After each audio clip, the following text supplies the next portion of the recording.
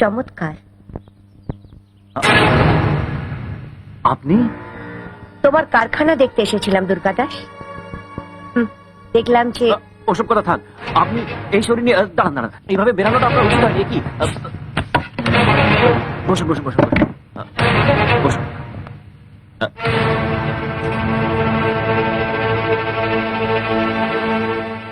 দাঁড়িয়ে রইলে কেন? বসো। হ্যাঁ বসছি। আপনাকে একটা কথা বলা দরকার, আজ আমি বলবো। আমি জানি।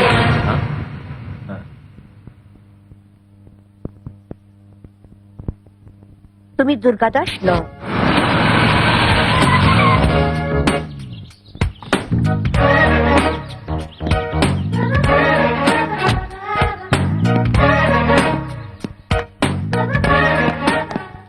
কবে এলে তুমি? বম্বে থেকে সোজা চলে এলাম আমার মনির কাছে। পেছে পেছে ঠিক দিনই এসছো। কি ব্যাপার বলো তো? উপরে চলো, কথা আছে। প্রথম দিন থেকেই আমার সন্দেহ হয়েছিল, আর আচ্ছা পরিষ্কার হয়ে গেল। কিন্তু তোমাকে এতবার ডেকে পাঠালাম, ওই তুমি তো বাবা এলে না। মনির সঙ্গে তোমার ঝগড়া হয়েছে? না, আসলে মিস মুখার্জি ভাবছেন যে আমি নাকি ওনাকে ব্ল্যাকমেল করে আপনার সম্পত্তি বাগিয়ে নিতে চাই। What I hate. দেখো রবি তো। হ্যাঁ রবি। দেখো রবি, মুখ দেখে আমি সত্যি মিথ্যে বুঝতে পারি।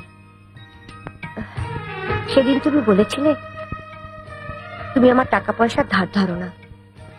তোমার সেই তেজ আমার খুব ভালো লেগেছিল।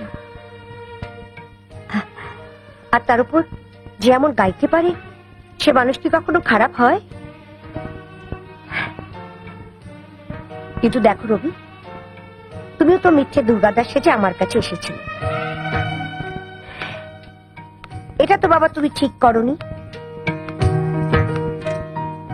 কিন্তু তবুও আমি তোমার উপর রাগ করতে পারছি না।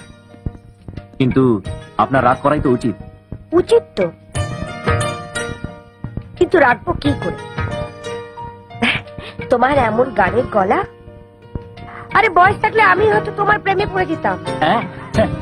হ্যাঁ, ভাগ্যিস সেদিন তুমি তাড়াতাড়িতে ভুল করে সত্যি অ্যাড্রেসটা দিয়েছিলে, তাই আজ আমাদের এই ভুলটা ভাঙলো। ঠিক আছে, মনির সাথে ঝগড়া হয়েছে, বেশ, তা বলে আমি তোমার গান না শুনে কষ্ট পাই কেন? এটা তো ঠিক নয়। আপনি কি ভালো। কিছু বলবে? হ্যাঁ হ্যাঁ। আচ্ছা মাসিমা, এই কলকাতা শহরে তো আপনার স্বামী থাকেন, আর শুনেছি আপনাকে ভালোবাসেন, তবু আপনি কেন এইভাবে? তুমি কার কাছে সব কথা শুনেছ? মনির কাছে নিশ্চয়ই।